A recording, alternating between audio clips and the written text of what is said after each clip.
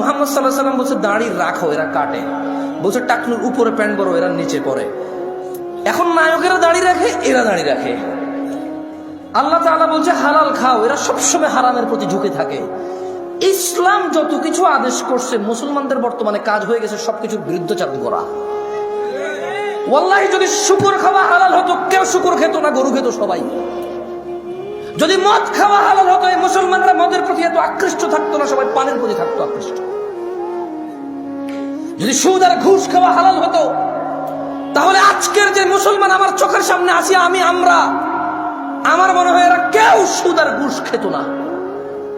ওয়াল্লাহি যদি নামাজ পড়লে পাপ হতো, তো ফজরে তুমি মসজিদে জায়গা দিতে পারতা না।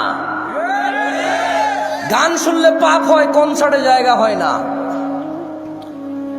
গান শুনলে পাপ হয়, কনসার্টে জায়গা হয় না। সিনেমা দেখলে পাপ হয়, ইন্টারনেটে মিলিয়ন বিলিয়ন্স ভিউ হয় ওইটার। বাবা মায়ের সাথে বেয়াদবি করলে পাপ হয়, কোন সন্তান তার বাপ মায়ের কথা শোনে না। একটা সামান্য মেম্বার, ইউনিয়ন মেম্বার, ও বেটা এখন 2 লাখ টাকা খরচ করলে হওয়া যায় কি? আগের যুগ আছে সম্মান হতো। আমি রাজনীতি বক্তব্য দিচ্ছি না, ফ্যাক্ট বলতেছি। নিজের উপরে নিয়ম না কেউ। আমি রাজনীতি বুঝি কম, তাই বলি না।